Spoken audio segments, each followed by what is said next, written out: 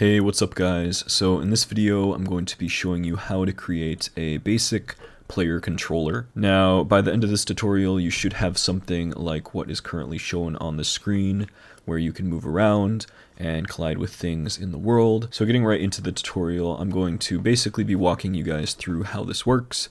But if you've already set up something like this in the past, or you'd like to just see the code, that will be shown on the screen now. But getting right into the tutorial, what I have as a base is I have a tile map set up, and then I have a textures folder which contains the tile set that I'm using here, as you can see, and then I also have a player sprite sheet. And I drew this a while ago for a game jam, and I'm just going to be using it for the tutorial. If you want to use this texture, you can follow the link in the description to the GitHub repository for this project, and it will be inside of there. Otherwise, you can use whatever texture you want, as long as it has run and idle animations as frames. I'm also going to mention that this tutorial is aimed at very beginners, so if you're setting up player movement for the first time, this is the video for you, as I'm going to kind of be walking you through every step and trying to explain everything along the way. So the first thing we need to do to set up our world and our player collisions is head up to the project button at the top, go to project settings, and then we need to scroll down under the 2D physics. And we're basically going to define two separate layers for collision. The first one is going to be called world, and this is where we're going to place all of our world collisions. So the tile map will have collisions on this layer, and then we'll have another layer which is just going to be player, and we can place the player on top of this layer and then have it mask the world. Next up, we're going to switch over to the input map tab at the top, and we need to add 4 new actions. They're all going to be move actions, so you can type move underscore, and then it's going to be left, move, right, move, up, move, down. And then we need to assign key events for each of these actions. So we're going to click the plus icon on each of these, and I'm just going to use WASD for these inputs. So left, right, up, and down. And then we can close out of this project settings and go on to our next step. So the next step is going to be making the player scene. So we need to click and create a new scene, and we're not going to make a node 2D, but instead we're going to search for an other node, and we're going to select our character body 2D. And we're going to rename this to player right off the bat, and you can see the error. It says that this node has no shape, so it cannot collide or interact with other objects. So it wants us to add a collision shape. So we're going to click on the plus icon and search for collision shape 2D, and then go over to the shape property on the right hand side and click on a new circle shape 2D. And we might have to resize this later on. If we zoom in, it's pretty small, but we need to import our texture next to see actually how it's going to look. Before we import that, let's just make sure we're on the correct collision layer. So we're going to select our player node once again, go to the right hand side, and under the collision drop down, we're going to set its layer to the second one, which is our player layer. And then the mask is going to stay on number 1, which is the world.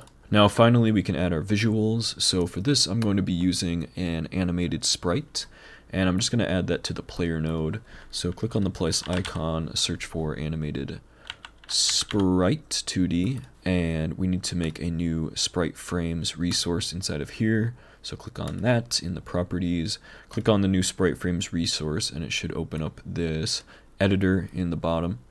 And we basically want 2 animations inside of here. We're going to have an idle animation, and we're going to have a run animation.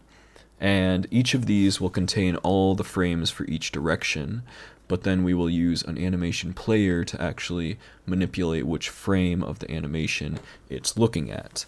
And this way we can more easily define how we want our animations to look in case you want to add more functionality to them or more detail, and we can organize all of our frames inside of the animated sprite. So I'm going to rename this default one to idle, all lowercase, and then we're going to add another one and call this run. So next up I'm going to import the frames by clicking on, we'll do the idle one first. So I'm going to click idle, click on this little grid icon to add frames from a sprite sheet, and we're going to load in the player sprite sheet texture that I have in this project. And before we select any frames, I would just want to zoom out here I want to make sure that we have our horizontal and vertical properties set correctly according to the sprite sheet. If I remember correctly, it's 14 horizontally, and then we're just gonna, I think it's 9 vertically. Nope. Is it 8? Yes. Okay, so this specific texture is 14 by 8. And we basically just need to select these in order. So it's going to be left animation, select all these, and then the right animation, up, and then down. And make sure the numbers are all correct. If they aren't, when you add them, you can always zoom out here with Control Scroll Wheel and just verify that they're in the correct order. And then we're going to do the same thing for the run animation, so click on the grid icon under there as well. Set these back to 14 by 8, and then we're going to select the run left, run right, run up, and run down, and add all of these frames inside of here. Now that we have the animated sprite all set up, you might notice that your texture is a bit blurry. So how to fix this is go into your project settings, and you can go into the general tab, and we're going to go scroll to rendering, and then we're going to select textures, and make sure that the default texture filter is set to nearest. And then when we look back, our player looks correct. So next up, we will create the animations and get the timing correct. But before that, I'm just going to click on W to go into move mode.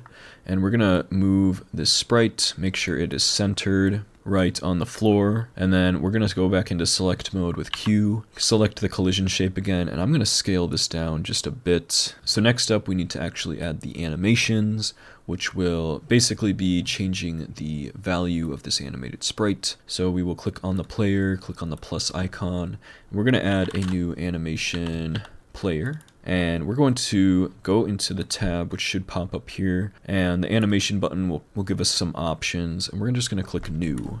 And we want to create a idle_left animation, because this is going to be kind of our first. We're going to start with left, right, up, down, and we can actually just create the idle animation and then duplicate all of the properties from this. So basically we need to set the duration of our animation to the amount of frames inside of our animated sprite for that direction multiplied by 0.1. So we're going to select the animated sprite 2D, make sure we're inside of the idle animation, and then we're going to count the frames. So we have left 1, 2, 3, 4, 5, 6. So it will be 0.6. So we're going to set this time, the duration on the right, to 0.6, and then we can start keying in all of our frames. So go up and select the animated sprite one more time. Make sure to switch back to the animation tab in the bottom, so we're inside of our animation, and then inside of the idle animation, we're actually going to key that in. So key in the idle, and then we're also going to key in frame 0, and then it will automatically advance to the next frame in the animation. So we can actually just increase the frame by 1 in our animated sprite and key it in again, and then repeat this process until we are to frame 6, or we have 6 frames down. And then if you see we increase this again, it switches directions, so we don't want to key that one in. Make sure to enable looping over here on the side. But if we play this animation, it will play correctly, and we are now idling. So now that we have the base down, we can actually duplicate the animation for the other directions. But before we do that, let's save our player scene. So I actually forgot to do that, but just Control S, and we're going to put it inside of the scenes folder. Make sure it's called player.tscn. So again, idle left, we're going to click animation, duplicate, type in idle right for this one. And all we need to do is basically clear this entire track. So we're going to select all of these frames and hit delete. Make sure we're at the first frame in the timeline. Go back to our animated sprite, switch to the animation tab, and increase our frame until we start on left, which is frame 6 for me. Key it in, increase, key it in, increase, and repeat until we've keyed in 6 frames. And now we have our idle right animation. And I'm going to go ahead and do this for the last 2 directions, which is up and down, and then I'll walk you through the run animation as well. So I have all my idle animations set up, you can see here, and I'm going to basically just duplicate my idle down animation and rename it to run left. I'll need to remember to change the duration. So I'm going to check back in my animated sprite, make sure I know how many frames I have in my run animation. And it looks like I have 14 frames. So I'm going to set the duration of this one to 1.4. And once again, we're going to delete all of our frames that we've keyed in. And we also need to remember to select our animation key. And in the right hand side, we're going to set the value to run instead. And this way we won't be idling with the same frames. But for these, you can just key them in the same way. So I'm going to do the first one and then speed up the rest of this. You guys don't have to sit through this, but I'm just going to my animated sprite 2D again, switching to the animation tab on the bottom. We're going to select the first frame, which is 0, key this in and increase it until we have keyed in our entire animation. And you can see we now have a running animation. It's obviously very slow, but don't worry about this because we'll be able to change that later when we actually add all of these inside of our graph. Okay, so I've now completed all of my animations, and now we can get to the more exciting part where we actually add the animation tree node.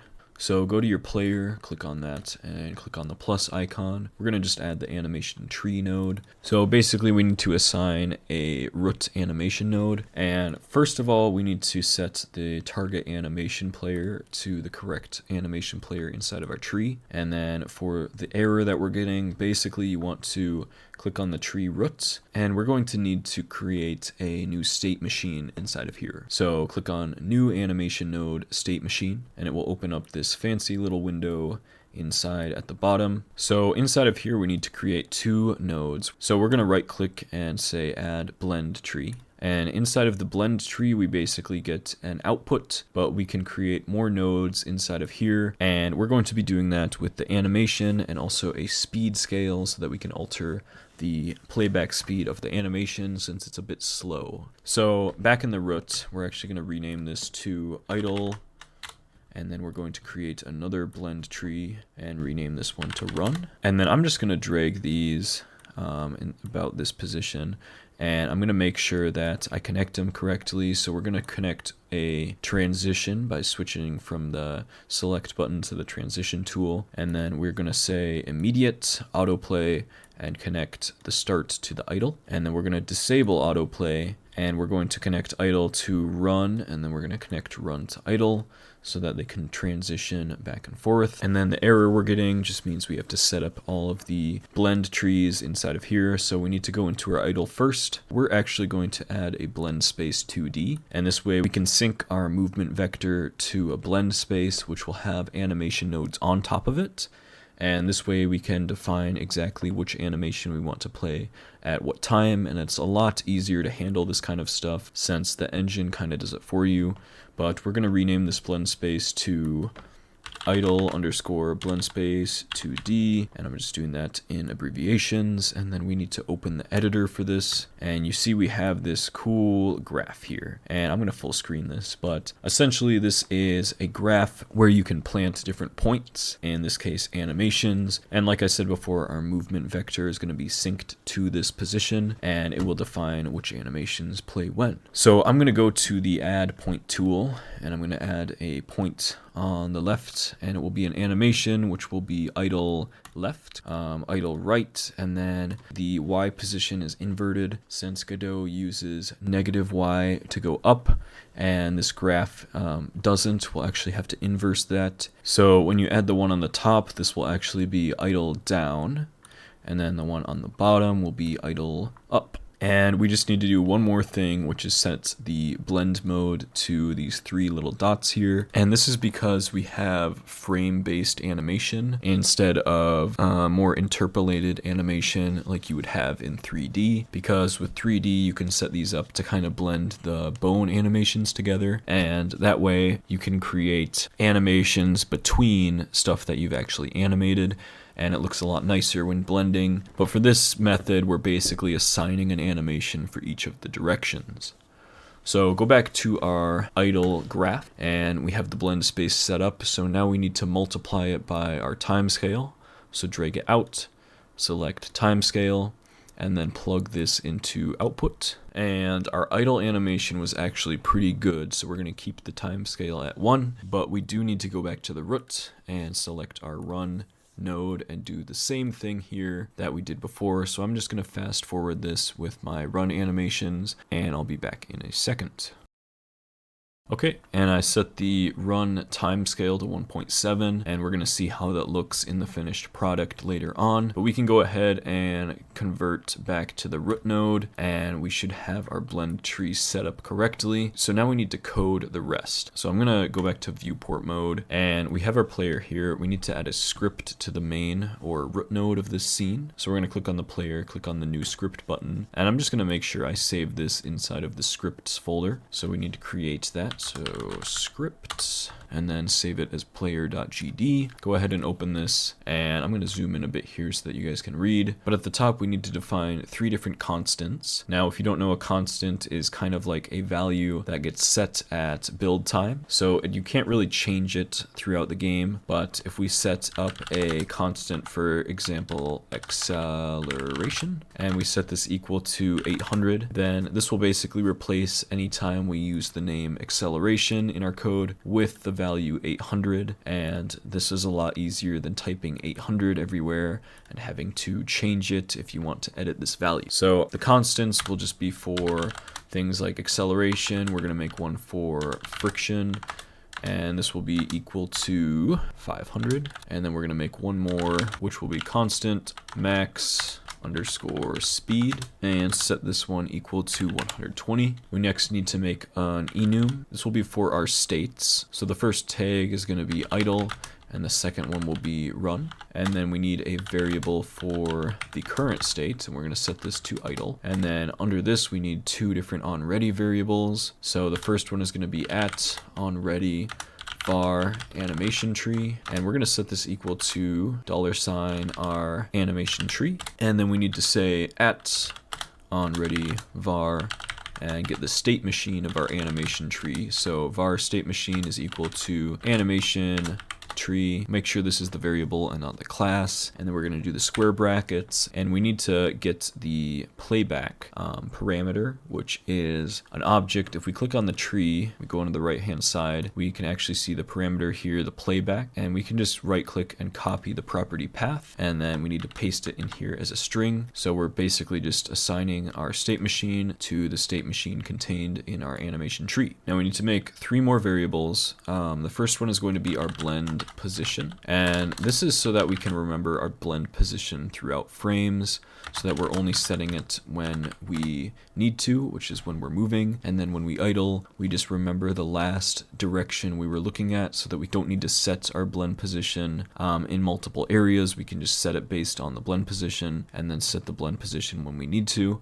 But basically we just set this to a new vector2.0, and then we make another variable. This will be called the blend position paths, and we're going to set this one equal to an array. The array is going to take in the paths to the blend positions. So the blend positions are inside of the animation tree node, and back in the parameters area, you can see we have our idle and our run, and these are the nodes that we added. If you remember in the animation tree, these are the nodes right here, and inside of each of these we have our idle or our run blend space 2D and the blend positions for those. And if we set these, this affects the point that we're sampling on the blend space 2D, but we can do the same thing where we right click and copy the property path, and we're just going to make sure that idle goes in the first item in the array, and then put a comma here, and that the run property path is the second value in the array. And these will correspond to our enumerator here for the idle and run states. And then the last variable at the top is going to be var anim tree underscore state keys. And this is kind of the same thing where we're just linking the current state that we want to go to as a string so that we can identify it easier. And this is going to be an array as well. The first one is going to be idle, and the second item is going to be run. And now we can scroll down a bit here and get started with our main process function. So we're going to type function underscore physics process delta and pass in here for now because we need to create some custom methods. The first one and the main one that we're going to be using is going to be function move. And we're going to require delta in here as well. And inside of here, we need to do a few things. First off, we need to get our input vector. So this is kind of a longer line. I'm going to zoom out for this, but we'll create a new variable called input underscore vector, and we're going to set it equal to the input class dot get vector. And with this method, we just need to define our 4 actions to get the vector from. So we'll say move underscore left for the left action, and then we'll do move right for the right action, move up and move down. Make sure that these are all in quotes, so they are strings, and that is the line for the input vector. Oh, actually I did a typo here. Make sure we set it equal to that. Next up, we need to check if the input vector is equal to a vector2.0, meaning that we're not currently moving, we're not trying to move anywhere. Then in that case, we set our current state equal to the idle state. Next up here, we would apply friction, but we're going to do that in a second. We're going to make an else branch here and set the state equal to run, which means we are moving. And then we would apply movement here, but we're also going to pass. And then lastly, we just want to set our blend position equal to the input vector only if we're moving. And then outside of the if statement, we want to call move and slide, and this will actually move the character. Now, the 2 methods we'll need in these blank spots are going to be created now. So we're going to scroll down here, make a new one called function apply friction, and this will require an amount, and it's going to return void. But inside of here, we just want to check if our velocity.length is bigger than the amount, then we want to subtract velocity times the amount from velocity. So we're going to say velocity minus equals velocity dot normalized times amount, and this will add some friction. And then we'll say else we want to set our velocity equal to a vector2.0 so that we don't loop over 0 on accident and go to the opposite direction. And then our next method is going to be called function, and actually let me just scroll down so that you guys can see this, but we'll call it function apply movement, and this one will require an amount as well, and then it will also return void. And so in this one, we just want to increase our velocity by doing plus equals amount, and then we'll also cap the velocity at the maximum speed. So we'll say velocity equals velocity.limit length, and we're going to limit it to our constant, which is max speed.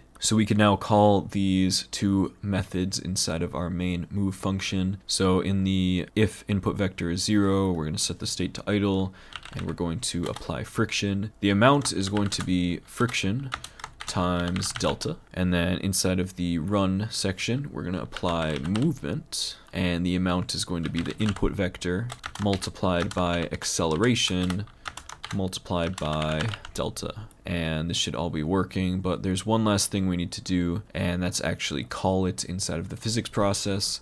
So we're going to call move, pass in delta, and now we need to remember to actually animate the player. So we need to do one more function right at the bottom. So we're going to say function animate. This one is going to return void as well. And this function will basically tell the state machine where to travel, as in what node to travel to, and then make sure to set the blend position of that node. So basically we're going to call state machine dot travel, and we're going to travel to anim tree state keys, and the index of this will be the state. So in this case, if it's idle, we would travel to this string of the idle, and if it's run, we obviously travel to the other one. Lastly, we'll say animation tree dot set, and we need to set the blend position. So we're going to say blend position paths, and inside of here we'll get the index of state, and then for the second argument we just set it to our blend position value. Okay, and then there is one more thing we need to do once we've actually added this function, and that is call it inside of our physics process. So right after move, we're going to call animate, and now we should have a completely working player. So I'm going to Control-Shift-Alt-S to save everything. Go to our 2D scene in our world, and I've added the player here. as a child of the game scene, and I'm also going to add a camera node as a child of the player, and just zoom in a bit so we can see this easier. And then I've also set up the collision for my tile set and also the stretch mode for my windows so that you guys can see easier. But anyways, if we just go ahead and press play, I'm just going to stretch this out.